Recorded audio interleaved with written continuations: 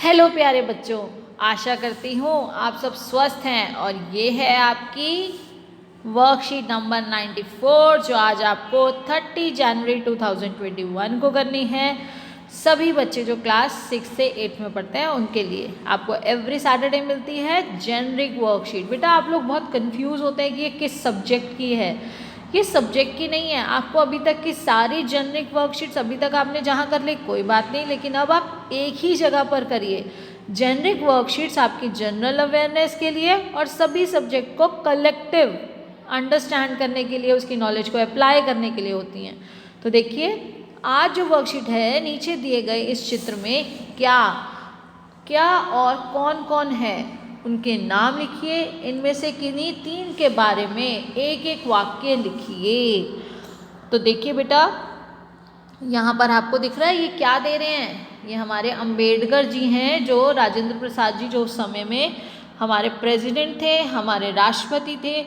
उनको ये हमारा संविधान, जो हमारा कानूनों की किताब है जिसमें हमारे रूल्स एंड रेगुलेशंस है, कॉन्स्टिट्यूशन, वो बुक हैंड ओवर कर रहे हैं, क्योंकि ये उस समिति के हेड हैं अंबेडकर जी, और ये इनको दे रहे हैं ये संविधान की, जो संविधान सभा ने संविधान तैयार किया था भारत का, जिसको लागू किया गया 26 जनवरी 1950 को, वो यहाँ पर ये दे रहे हैं इनको। तो देखिए बेटा, सबसे पहले आज आपको पता है आज 30 जनवरी है, तो आज क्या है, आज गांधी जी का शहीदी दिवस है। तो देखिए यहाँ पर हमारे ये कुछ नेता हैं जिनके मैंने आपको फोटोग्राफ्स, उनके हिंदी और इंग्लिश में नाम लिखे हुए हैं। आप इनको पहचान के ऊपर देखिए, आप इनमें से किस किस को पहचान पाते हैं।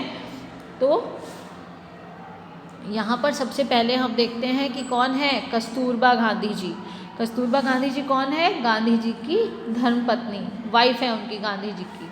ये महात्मा गांधी जी, सरोजनी नायडू जो हमारी भारत की कोकिला हैं, मंगल पांडे जिन्होंने सबसे पहले स्टार्टिंग में जब हमारे क्रांतिकारियों ने देश के लिए लड़ना शुरू किया था, अपनी बात को कहना शुरू किया था, तो सबसे पहले जो लोग थे उनमें से एक है मंगल पांडे। उसके बाद देखिए बेटा, महात्मा गांधी जी के साथ है गोविंद वल्लभ पंत, रविंद्रनाथ टैगोर जिन्होंने हमारा और साथ ही साथ बांग्लादेश का जो राष्ट्रीय गान है वो बनाया है। जनगण मन जो हम गाते हैं वो किसने बनाया है, जनगण मन किसकी रचना है, जनगण मन रचना है रविंद्रनाथ टैगोर जी की।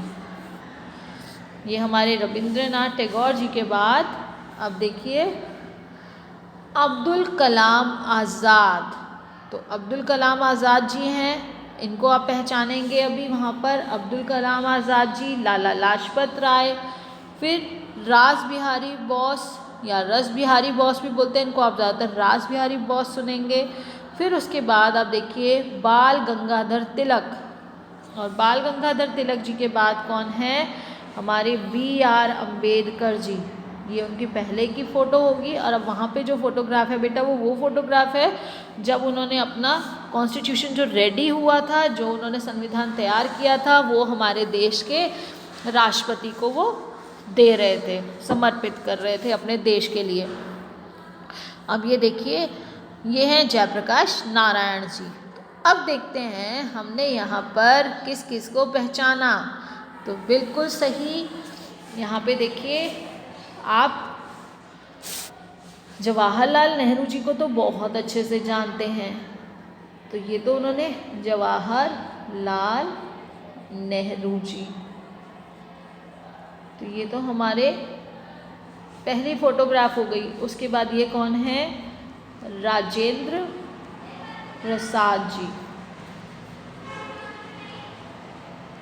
अब राजेंद्र प्रसाद जी के बाद ये क्या चीज़ है हमारी जो ये दे रहे हैं, ये है हमारी संविधान। संविधान जो हमारे देश का कॉन्स्टिट्यूशन है, ये हमारे देश के संविधान को दिया जा रहा है हमारे राष्ट्रपति जी को। इसके बाद देखिए ये कौन है, BR अम्बेडकर जी, BR अम्बेडकर।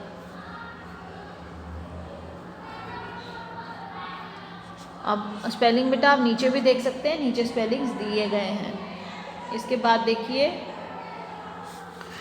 ये है हमारे मौलाना, हाँ, अब अब्दुल कलाम आज़ाद जी। तो यहाँ पर नीचे इनका नाम मैं अभी आपको दोबारा दिखा दूँगी। और ये है हमारा संसद भवन, जहाँ पे हमारे देश के लिए जो भी कार्य किए जा रहे हैं, जो भी कानून बनाए जा रहे हैं, हम इस हमारे सभी नेता मिलके उसके लिए कार्य कर रहे हैं। और यहीं पर ही बेटा सारे जो नियम कानून के साथ साथ देश को सुचारू रूप से किस तरह से चलाया जाएगा, जो भी हमारे मनोनीत नेता होते हैं, जो हमारे चुने हुए नेता होते हैं, वो सब यहाँ जाकर इकट्ठे बैठकर जैसे मीटिंग्स होती हैं वो सब संसद भवन में ही होती हैं। आप लोकसभा राज्यसभा के बारे में पढ़ते हैं तो ये संसद भवन है। तो आप देखते हैं बेटा, इसके बाद आपको यहाँ पे लिखनी है एक एक लाइन।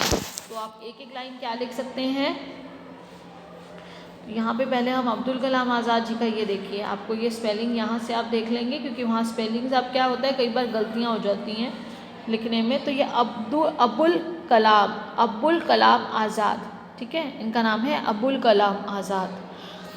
अब देखते हैं, अब हमें लिखना है 3 लाइन्स। तो आप ये लिख सकते हैं हमारा जो संविधान है वो कब से लागू हुआ, 26 जनवरी 1950, और उस दिन से ही हम उसे अपना गणतंत्र दिवस के रूप में मनाते हैं।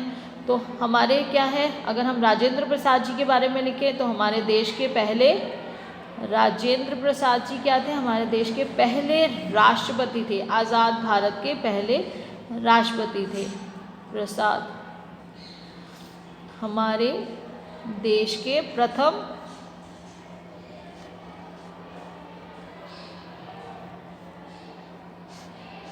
यहाँ पे आप श्री लगा देंगे, श्री राजेंद्र प्रसाद, वहाँ पर तो हमने नाम लिख दिया। अब श्री राजेंद्र प्रसाद हमारे देश के प्रथम, यहाँ पे बेटा उंगली से लिखा जाता है इसलिए थोड़ा सा लिखने में और लिखावट थोड़ा सा मुश्किल होता है, तो आपको इसके लिए समझना होगा। मैं जितना हो सकेगा बेस्ट अपना पॉसिबल आपको प्रोवाइड करने की कोशिश कर रही हूँ। हमारे देश के प्रथम राष्ट्रपति थे। अब यहाँ पर आप देखिए, अब हम अगर अगला लिखना चाहे श्री जवाहरलाल नेहरू, जवाहरलाल नेहरू जी के लिए अगर लिखेंगे तो जवाहरलाल नेहरू जी के लिखने के लिए हम यहाँ पर जब राजेंद्र प्रसाद जी का आपने नोट कर लिया, अब मैं इसको इरेज कर रही हूँ, सारा हटाऊंगी तो आपको वो सेंटेंस दोबारा, मैं आपको एक ही सेंटेंस से दोबारा समझाना चाहती हूँ कि किस तरह से आप यहाँ पर श्री की जगह पंडित जवाहरलाल नेहरू भी लिख सकते हैं, क्योंकि उनके नाम से उन्हें, वो पंडित थे, उन्हें संबोधित किया जाता था पंडित के नाम से। तो देखिए बेटा, पंडित जवाहर लाल नेहरू। तो यहाँ पर आप देखिए, सबसे पहले तो आप प्रथम राष्ट्रपति की जगह यहाँ पर प्रथम प्रधानमंत्री कर सकते हैं। मैंने इसलिए ये सेंटेंस नहीं हटाया, आपको 3 चीज़ें लिखनी हैं, तो वो 3 चीज़ों में एक सेंटेंस ये हो सकता है, दूसरा हो सकता है वो बच्चों को बहुत ज़्यादा प्यार करते थे, उनका जन्मदिन 14 नवंबर को बाल दिवस के रूप में मनाया जाता है। तो आप जितना चाहें वो लिख सकते हैं, और उतना अच्छे से लिखेंगे, जितना आप लिखेंगे बेटा उतना सीखेंगे भी। तो यहाँ पर हमारे देश के प्रथम प्रधानमंत्री थे। मैं आपको एक से दूसरा सेंटेंस बनाना बता रही हूँ जिससे आप अच्छे से याद कर सके। सेंटेंस फॉर्मेशन, कम से कम सेंटेंसेस में आप अपना वो काम भी कर रहे हैं और आप समझ भी रहे हैं कि किस तरह से सिर्फ एक वर्ड बदलने से आपका सेंटेंस चेंज हो गया। अब पंडित जवाहरलाल नेहरू बच्चों को बहुत प्यार करते थे, आप वो भी लिख सकते हैं। जवाहरलाल नेहरू के लिए लिख सकते हैं कि वह बच्चों को बहुत प्यार करते थे।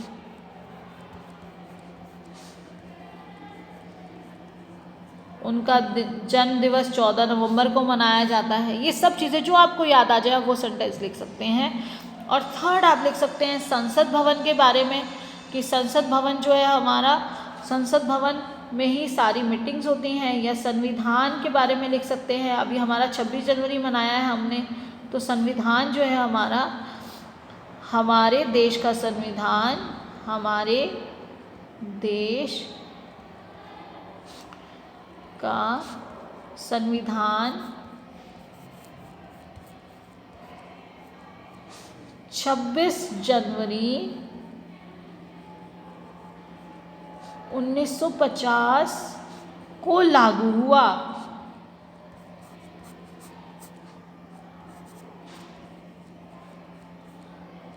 तो बेटा इस तरह से आपको कंप्लीट करना है, जो सेंटेंस आप चाहें वो लिख सकते हैं।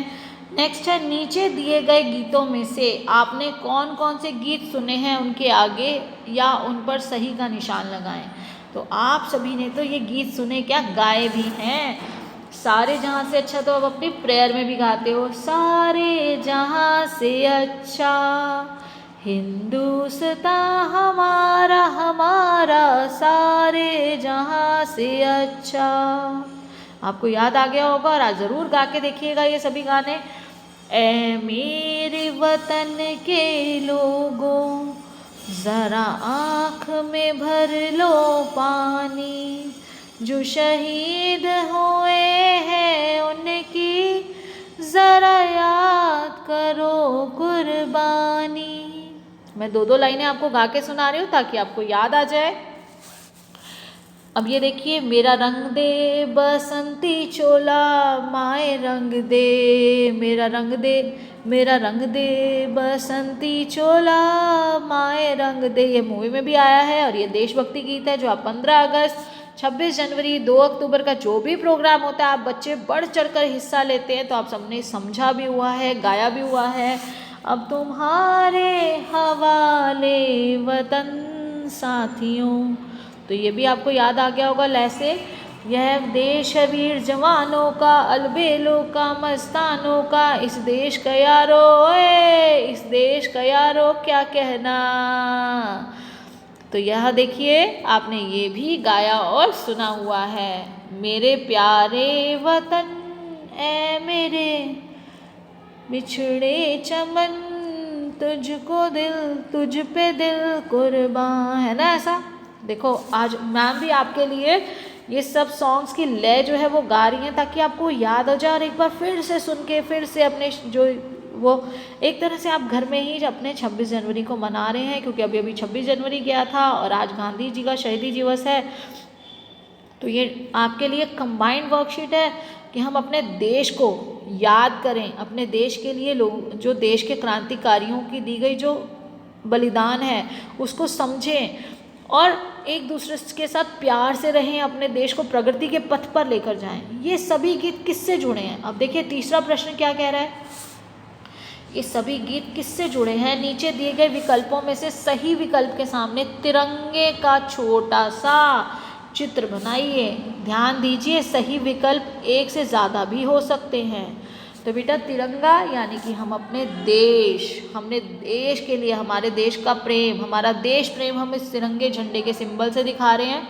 तो अब हमें क्या करना है, यहाँ इसका क्या कारण है, ये जो गाने हम क्यों गाते हैं, ये सामने क्यों दिए गए हैं, ये गीत किस चीज़ से जुड़े हैं, तो ये हमारे देश प्रेम से जुड़े हैं। मैं टिक मार्क कर रही हूँ और आपको क्या करना है, आपको यहाँ पर बिल्कुल सही, आपको यहाँ पर छोटा सा तिरंगा झंडे का सिंबल बनाना है।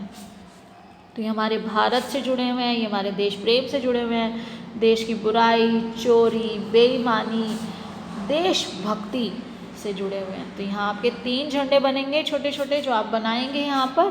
तो देखिए मैं आपको थोड़ा सा गाइड कर देती हूँ।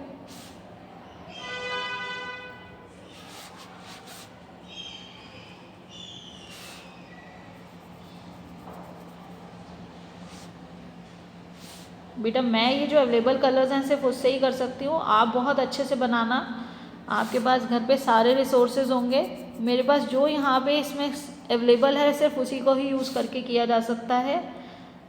तो मैं आपके लिए वही यहाँ पर आपको थोड़ा सा करके बता रही हूँ ताकि आपको ये याद रह जाए। कई बार बच्चों को याद नहीं रहता कि क्या करना है, तो इसलिए मैंने आपको ये सिंबल यहाँ पर बना के दिखा दिए कि हम ये गीत, हमारे ये गीत जुड़े हुए हमारे देश प्रेम से, देशभक्ति से और साथ ही साथ हमारे भारत से, हम सबका जो प्यारा भारत। अब देखिए बेटा, क्या सिर्फ देशभक्ति गीत गाना या सुनना ही देश से प्रेम करना है? तो बेटा सिर्फ देशभक्ति गीत गाना या सुनना देश से प्रेम करना नहीं है। जैसे आपने देखा कि कुछ लोगों ने 26 जनवरी को देश की राजधानी हमारी दिल्ली में आतंक मचाने की कोशिश की, किसानों के बीच में घुसकर उन्होंने आतंक मचाया। तो ऐसा कोई तभी कर पाता है जब हम उसको अपने समूह में आने देते हैं, हम उसकी नीयत को नहीं पहचान पाते और उससे हमने अपने देश की कितनी संपत्ति को नुकसान पहुंचाया। हमारे देश के ही लोगों को, कितने पुलिस वाले जो हमारी रक्षा के लिए खड़े थे उनको चोटें आई, कितने लोग परेशान हुए, कितने लोग बिना बात के डरे और सहमे अपने घरों में बैठे रहे, जिनके घरों के बाहर ऐसा सब हो रहा था। तो ये सब कर कर हम देश प्रेम जाहिर नहीं कर रहे हैं। देश प्रेम हमें अपने भाईचारे से दिखाना है, हमने अपने देश को प्यार करते हैं, अपने देश के संसाधनों को संभाल के रखना है, अपने आने वाली पीढ़ी के लिए उन संसाधनों को संभालना है, हमने एक दूसरे के साथ प्यार से रहना है और देश को प्रगति के पथ पर लेकर जाना है। जितनी एनर्जी वहाँ पर लगाई गई उससे अच्छा वो एनर्जी कहाँ लगाई जानी चाहिए, हमारे देश के लिए, हमारे देश के लिए आगे बढ़ने के लिए लगानी चाहिए। हमें और आगे और मेहनत करके अपने देश का नाम रोशन करना चाहिए। तो अब यही आपको तय करना है, मैं लिख के नहीं दे रही हूँ, मैंने आपको सब बताया, मैं आपको कीवर्ड्स दोबारा यहाँ पे लिख के दे रही हूँ। यदि हम अपने देश से प्रेम करते हैं तो हमें अपने देश के लिए क्या क्या करना चाहिए, कौन कौन से काम हम अपने देश के लिए हर दिन कर सकते हैं। तो बेटा जैसे कि आज आप देख रहे हो कि आप MCD के एम्प्लॉयज़ जो है वो अभी दिल्ली में वो अभी हड़ताल पे हैं, उनको सैलरी नहीं मिली उस वजह से हड़ताल पे हैं। लेकिन हमारी क्या ड्यूटी है कि हम गली में डाल दें सारा कूड़ा। हम कोविड से बचने की कोशिश कर रहे हैं, कोरोना वायरस से बचने की कोशिश कर रहे हैं, लेकिन हमें कोविड से बचने के साथ साथ दूसरी बीमारियों को भी फैलने नहीं देना है, नहीं तो कोविड और भी बड़े रूप में हमारे सामने आके खड़ा हो जाएगा। तो हम हर दिन क्या कर सकते हैं, हम हर दिन जो हमें बताया जा रहा है हमारे देश के संसाधनों को बचाने के लिए, देखो भाईचारे के साथ हमें रहना है, हमें सबको अपना भाई बहन मानकर भाईचारे को फॉलो करना है कि हम सब भाई बहन हैं, ठीक है। और उसके साथ साथ आपको सबकर मिलकर रहना है, सबसे पहले मिलजुल कर रहना है, चाहे वो घर हो या आपका पड़ोस हो, कभी भी लड़ाई नहीं करनी है, हमेशा सॉल्यूशंस ढूंढना है, मिलजुल कर रहना है। फिर देश के संसाधनों को सुरक्षित संसाधनों को कैसे संसाधनों का संरक्षण करना है। अब संसाधन कैसे, बिजली, पानी, पेट्रोल, संरक्षण यानी कि उनको बचाकर, उनका बचाव, उनको ध्यान से इस्तेमाल करना है। हम सेव वाटर, सेव एनर्जी ये सब बोलते हैं, लेकिन उन सबको हमें अपने बिहेवियर में लाना है। अच्छे से पढ़ाई करनी है, अच्छे से पढ़ाई करके हमें आगे जितना हम बढ़ेंगे, देश के लिए बड़ी बड़ी हमारी बेटा वैज्ञानिक जो हैं, वो वैज्ञानिकों ने अभी निकाला कोविड-19 की वैक्सीन निकली, जिससे देश का कितना नाम हुआ, तो कितने गर्व की बात है। तो वो भी बच्चे थे ना, उन्होंने भी मेहनत की थी और उस मेहनत के बाद उन्होंने इतनी पढ़ाई करने के बाद सब चीज़ों को रिसर्च किया, काम किया, दिन रात की मेहनत, दिन रात एक कर हमारी वो सब जो काम हुए, तो हमें उनसे सीख लेनी है और हमें मेहनत करनी है, अपनी मेहनत पर विश्वास करना है। हमें किसी भी गलत तरीके से कोई काम नहीं करना है और ना ही होने देना है। तो गांधी जी ने तो हम सभी को ये भी समझाया कि गांधी जी के 3 बंदर क्या कहते थे, ना बुरा देखो, ना बुरा बोलो, ना बुरा सुनो। बुराई को अपने से जितना दूर रखेंगे उतना ही, अब हमारा क्या कर्तव्य आजकल हम क्या कर सकते हैं, हम अपने आसपास सफाई बनाए रखें, हमें अपने आप को बीमारियों से बचा के रखना है। और अब last but not the least, आपको पता है 9th और 11th के स्कूल भी खुल गए हैं, आप सब अपनी पढ़ाई अच्छे से करिए, अपना काम पूरा करके रखिए। आपको भी किसी दिन स्कूल आने को कहा जाएगा, क्योंकि आपकी वर्कशीट्स के बेस पे ही आपके मार्क्स लगने हैं।